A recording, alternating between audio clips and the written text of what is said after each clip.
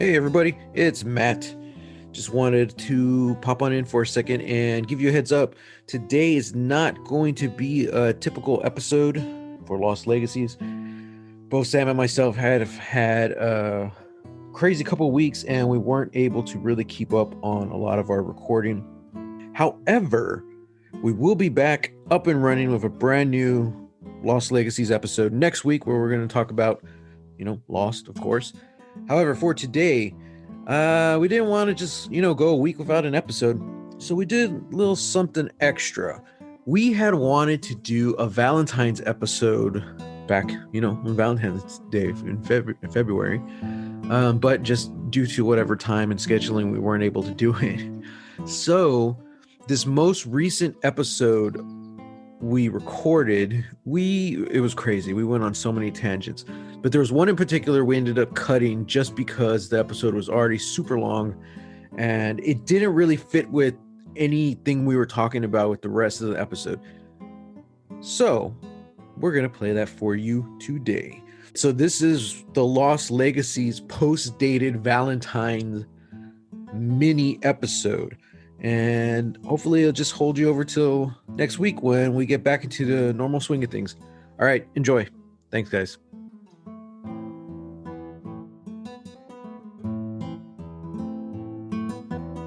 We really went off the rails this episode. We talked about everything, but this episode had everything, so it kind of makes sense. It's a big episode. It's a good episode. It's going to be a long one, yeah. Yeah. So pretty much the only thing we haven't talked about was Shannon, who is on Saeed takes her on a first date. It's so nice. They go off on the beach. There's tiki torches or something. A little, I don't know. I couldn't even tell. Like a little beach blanket with an assortment of fruits. Like a charcuterie board. Well, but that's meat. There's fruit on a charcuterie board too. Okay, a meatless charcuterie board. Yeah. I can't even say the word. Which I'm like, man, that's quite a spread for just two people. Hey, man, I hope y'all brought all of that back that you didn't eat, or you ate it all. Yeah, because if it's just there, I'm going to be upset. They give the rest to Vincent. Yeah. So Shannon goes on her first day with Saeed after her saying, and everything, how, it's her new life. She wants to start over. She wants to take it slow. She wants to do it right. Mm-hmm. All right. Thumbs up to you. It's all well and good until the next morning they come back to camp and Jack has to tell her via montage that her brother's dead. Her brother's dead. Mm-hmm. And that's something she even talks about with Saeed. She says, look, we don't know if we're getting rescued. We're going to be here a very long time. And so will Boone. So we need to make that work. Mm-hmm. Not anymore, sister. Not anymore. He's dead. But sort of reading the tea leaves here, it's kind of like, okay, she was ready to start this new life with Saeed in the shadow, if you will, of her brother. Mm-hmm. He's here on the island. That's something we have to reckon with. We'll live with it. It's fine. And Saeed is also like, okay. Yeah. Yeah, absolutely. I want this. You want this. We'll make it work. Mm-hmm. Now that that's not there, now that Boone's gone, I do wonder if there's going to be a part of Shannon that's one, I think she is just going to be pissed that she wasn't there. Her brother is gone. And it might just make her more skittish of this whole thing. What if their relationship is cursed or something like that? What if this is somehow her fault?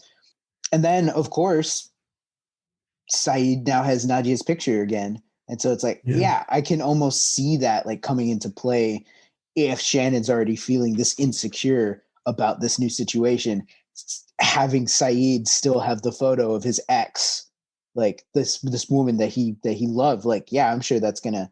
Yeah. Basically, that's just a prediction. I'm pretty sure the stuff's gonna hit the fan. Yeah, and I mean, it's also just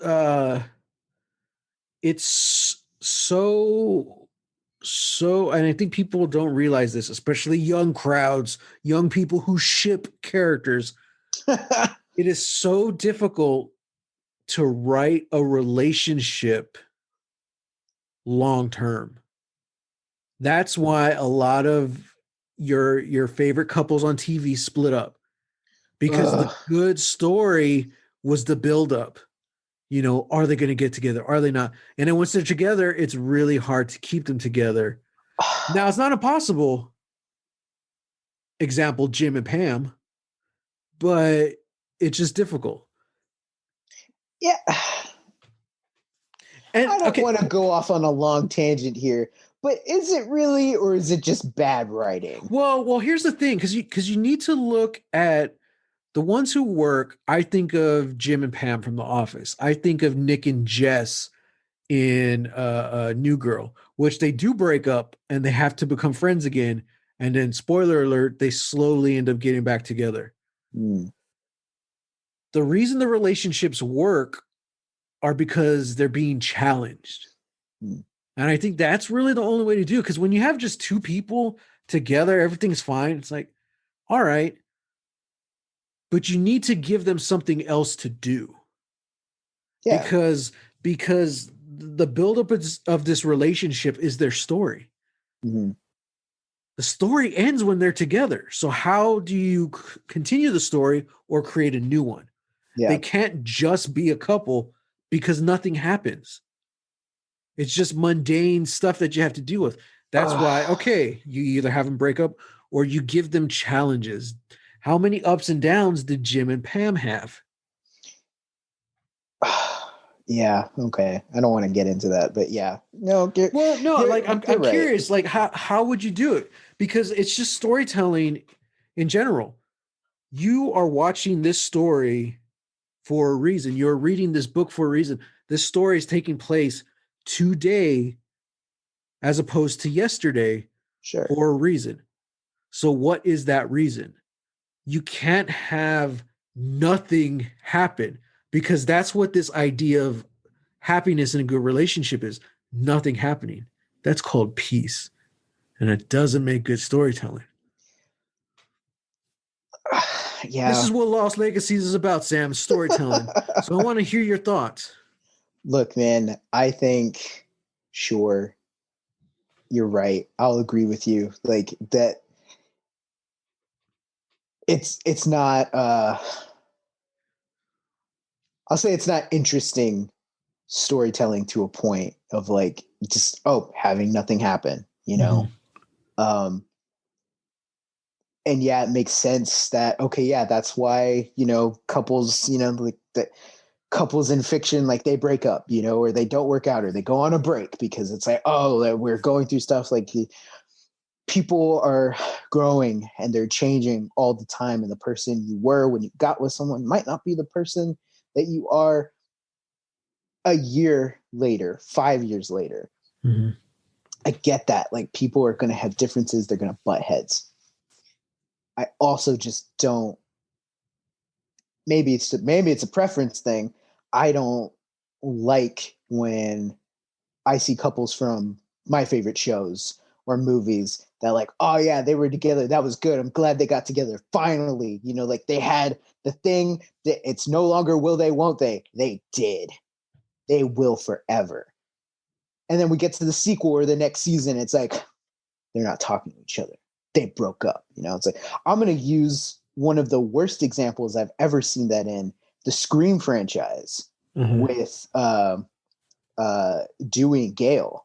Mm-hmm. Like they kind of hinted it at the end of the first one, like, oh yeah, there's something there between them. And then when we jump into Scream 2, they broke up. They had a thing. It was great. It was flames. And then they broke up. They're not talking. But the murder brings them back together. And then the whole movie is them building their relationship back. Then what happens in Scream 3? Same freaking thing. They're broken up. They're angry at each other. They're bitter, blah, blah, blah. And then a murder brings them back together. And it's like, it's bad writing. That's all that is. It's like, Mm-hmm. you can't think of any other thing that these characters need to do. That's bad writing. I think it's the exact same thing. It's like, oh, yeah, it's the Okay, Gilmore Girls thing, Go in detail, please. Well, it's just that like that's part of the pool, that's part of the drama. It's like, oh yeah, like what does Yeah. Rory want, all that stuff. But on a constant basis, I'm just like, Mhm. So what we're getting at here though is like the characters. Like, what's the story you're telling? This character, we'll use Rory for example, is a character who goes through this drama constantly. yeah. Can you tell a story with Rory where she's not going through that drama? Does she have to change so much that she's a different Rory? And then you're like, well, let's just tell a different story other than Gilmore Girls.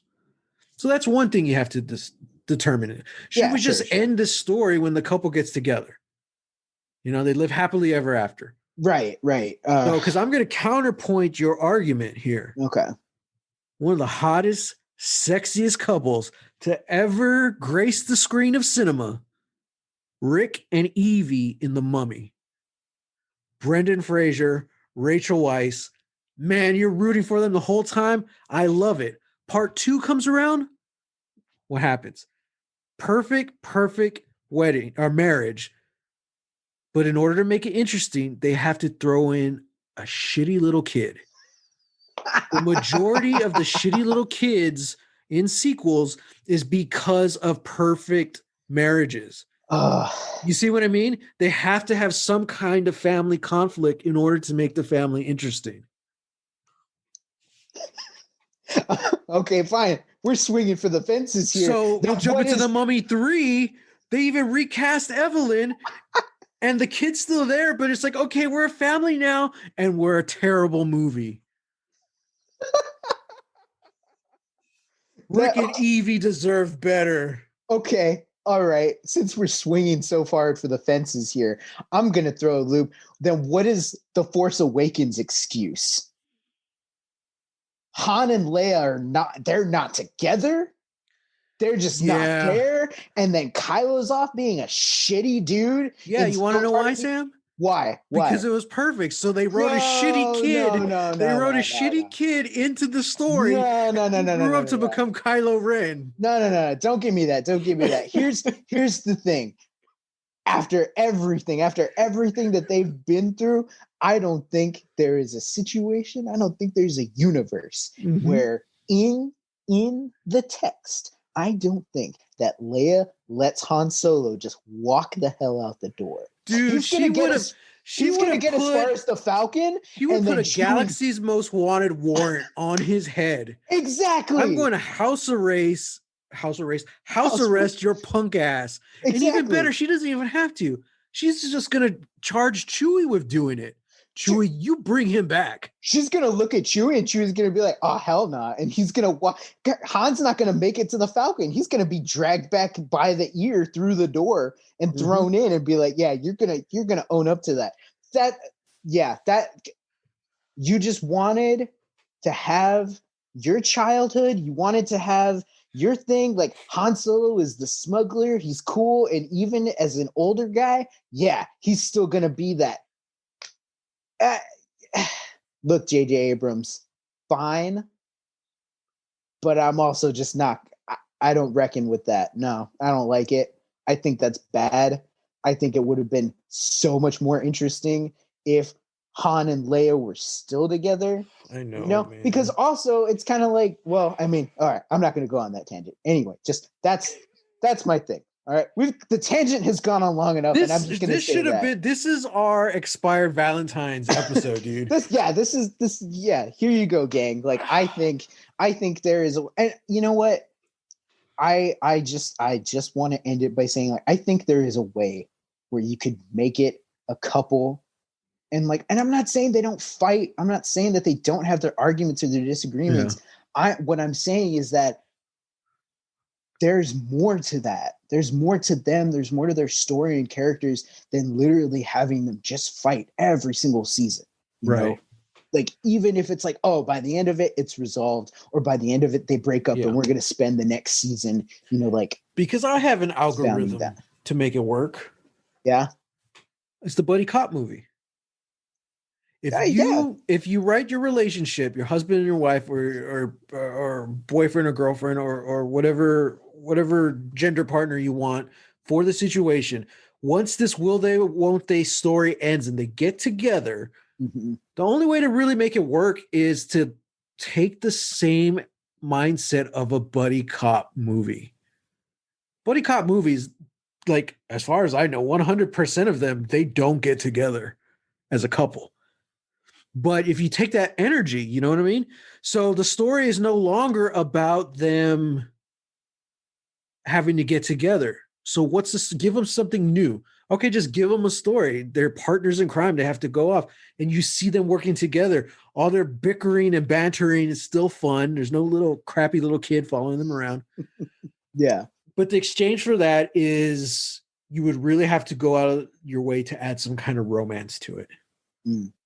So, Matthew, I think you are missing the entire inherent sexiness and romanceness that is the buddy cop. That just right, it's so inlaid right there. That's like these two men, look, let's just take these two tropes. There's the one, he's the family man, but he's on the outs. He doesn't know if he wants to keep doing this. And so he's got to be teamed up with the hotshot young dude who doesn't take no BS, who has a problem with authority. He's not going to respect this guy. This old guy doesn't like his attitude. But then what happens? The bullets start flying, the drugs start getting busted. And that's a sexy situation. These two men just want to spend all their time together, so much so that the hotshot, he even gets invited over for the family Christmas party. Like, hell yeah, dude, that's hot. So it's always implied, I guess, whatever. but that's my thing. Like hot fuzz, but just make it gay. That's it. Boom! Okay, instant like $1 billion. Hollywood, like call me. I like it. Oh man. Okay, so because I was thinking of like, okay, what's another couple that really works? But again, it's because of the challenges they're put through. It's not just. I'll give you a really good example. Okay. Fast and Furious. Mia and what was Paul Walker's character? I don't remember. Oh man, I don't remember. I thought you were going to say Paul Walker and Vin Diesel. Yeah, absolutely. No. Okay, so Paul Walker and Brian O'Connor, Brian and Mia. The first movie, you know, romance, and then they take off for a few movies, and then they get back together like number 4. Mm-hmm. But Jordana Brewster, who plays Mia, she's absent for most of the movies. That's that perfect relationship. You see, there's no conflict. Oh my God. Dude, no, think about it. You're laughing, but think about it. What other story would you tell? When Mia does come in, it is because of some kind of conflict. Like Paul Walker's, unfortunately, his final one, a big part of that story is how Brian is struggling with being a family man, but still, I think he even has a line. He misses the bullets. He misses that excitement. So it's these two contrasting lifestyles that he's going to have to reckon, and he's going to have to choose one. And R.I.P. Paul Walker, man, that was his last movie. So in order to make, which again, I loved it. I thought it was good writing, but unfortunately, the only reason they had to bring Mia back was because of that conflict, or they used that conflict to bring her in. Okay. Turntable. Dom and Letty, Fast and Furious. Vin Diesel, Michelle Rodriguez. It works, man. It's super hot romance between those two. But why? How has it lasted? Because of the challenges. They even kill her off. They bring her back with amnesia. There's all these challenges that keep threatening to split them apart, and they keep popping back like a busted rubber band. So that's why it's working, because there's all these hurdles. I don't know. Listeners, we've really gone off on a tangent here. If you can find a really good working romance that's not a romance movie, this is the big thing, because it has to be something other, right? Like a different genre, something where. Oh, I mean, well, no, I guess it doesn't have to be. it doesn't have to be. I'll give you, I'll give you extra kudos if it is something that's Mhm. not like inherently or like first off like a romance, Yeah. uh, but yeah, like I won't exclude it. And it's tough with a solo movie though, because it's rare if you get a movie where it's building up to get together and then it's what happens afterwards. Yeah, Unless you're 500 Days of Summer, which is kind of the whole point. yeah, So I think this has to be either something that's like a franchise where the couple, you see them throughout several iterations, or like a television show. I'm just really curious, like, what couples are out there that really good, that really stand the test of time, that haven't been split apart and brought back together. They've just been together the whole time. Has it worked? Is it a oh, is because that's what this whole debate is. Can you just tell this romance story where they're together always I and it works? okay. I don't think that was the point I was trying to make, but I think mostly what my point is that okay, fine. Even if they break apart or split, like they come back at the end. And my biggest thing was like that's not the whole crux of their relationship Right. So because this whole that's my time biggest thing. we've been fighting over our agreement Exactly. because that's my whole thing. Like the only way to make those relationships work is to have those challenges in them. Yeah. I'm Yeah. just sick and tired of people complaining online. Oh, this ship deserved better. This ship deserved better. Blah, blah, blah. I'm like, look, their characters, that's what happened. Everyone in life deserves better, but this is what happened in the story. Although I will say, hashtag the 100 deserve better. But I'll agree with you to a point, but there are certain pairings in fiction that I'm kind of like, nah, I think the writers just fucked up. Like I Yeah. get it that there needs to be a drama and a tension, Yeah. like in the story, that's why we're reading these things. But also like, yeah, I feel like there are certain characters and pairings that I'm like, I think y'all got cheated out of something that was special. Mm-hmm. And Hashtag Klexa. there you go. I'm still thinking about Tara and Buffy. You know, I Mm. just like, man, that was Mm-hmm. just messed up. Yeah. But yeah, No, I'm curious. Spoiler alert. Well, we don't have to get into it, but we know Tara doesn't stick around that long on Buffy. yeah. Was that like a big? I know it was a big twist and it's shocking, Hmm. but at the time, was it hugely controversial? Because I know now, especially a character like that, anyone who's LGBTQ plus Hmm. gets killed off automatically. People are complaining about it, and rightly so, because just it's happened so much in television and movies right now of one fridging a female love interest, and then Hmm. also of any character who is even an ounce close to being gay. It's like, oh, Hmm. they're dead for because it Yeah, fuels someone else's story. yeah. I mean, that's that there's a whole trope called the bury your gays trope. Like that Yeah, is like but like they are not. It almost feels like they are not allowed to make it to the end. right. No matter what But the end goal is. I guess it's kind of hard to judge because Buffy was still like mostly pre-internet. So like was Yeah, a huge Tara's death, was that a huge controversy at the time? I mean, I feel like within the fandom, yeah, In the like fandom that. for sure. Yeah. Yeah, within the fandom for sure. And then of course once they started getting released on like DVD Syndication and syndication DVD yeah. box set, like more people are watching it. Yeah, and then in the boom of the internet age, people are trying to find those fan communities. Yeah. Yeah, I think it was a thing that like of course within the fans definitely controversial kind of splitting uh like there is a definite division. And then of course like you have to think about like all of like the essays and stuff that are articles that are written out of that now reach into the fandom now or in the internet the early internet days, like all of that. Right. So yeah, I would say yeah, it was a bold move for the show is a bold direction to take. I think that's partly why, season 7 was the last season. That has to maybe be one of the factors. Was that season 7? No, that was season 6, but it's like at the end Oh. of season 6. Okay. Yeah. Interesting. Yeah. Well, that's complicated. yeah, man, it's crazy. I mean,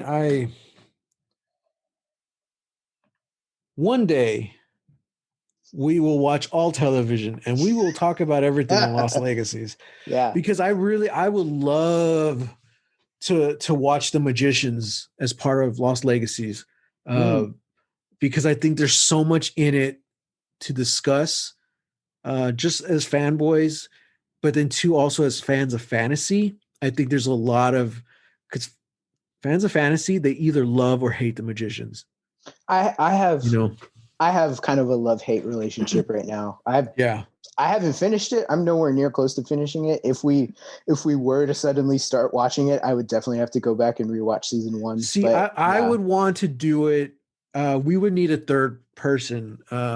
Oh yeah, because I want a woman's perspective on the show, but also because I really think my friend Dina would be perfect, because unlike Lost, The Magician needs trigger warnings because there is some heavy stuff that they talk about or happens in that show. Yeah, man. That's why I want a woman's perspective on it. Also, because Dina is a fantastic writer, and she's also a huge fantasy fan. And also, like, The Magicians is so much her humor. It's not really ours, because let's be honest, as great as The Magicians is, it can be what's the word? Well, like dry, dark humor, dark, dirty humor. Yeah, like and there, like almost the whole concept is like Harry Potter for adults, and by for adults we mean this is rated R. Yeah, we're throwing everything in there. Yeah. So I don't know. Maybe we'll do a spinoff one day. So heck, let's get Dino on this show. Let's bring her on for Lost. Yeah. Well, I brought up The Magicians because there are almost every character in that show is a minority of some sort, whether it's skin color or their sexuality. And there's a lot of characters who don't make it. So I'm really curious to see, people's perspectives on this. Like, would you consider this a barrier gate trope or not? At what point does the politics behind the scenes affect your opinion on it? You know what I mean? And it's the same thing like The 100 too. I think The 100 isn't as dark as The Magicians, but there's definitely a lot that could be discussed with that. There's just so many different shows to talk about, but I don't know, dude. I might end up splitting this into 2 episodes because I really like this. This is the whole concept of this podcast. We started talking about Lost, but then we said, you know what? I just want to talk about storytelling. Yeah. So this is going to be our post-dated Valentine's episode. Yeah. Yeah. So I like it. I can dig it. All right. Now I've got to figure out how to edit this back. Okay. Let's make this. What were we talking about? We were talking about Shannon, I guess. Yeah. We were talking about Shannon and Saeed. I think we ended. That's right. Just going to be some kind of conflict. Yeah. Yeah. Yeah. I said that was one of my predictions. That stuff's going to hit the fan. Okay. So we're gonna jump back in with, and that's all I have to say about that, Sam.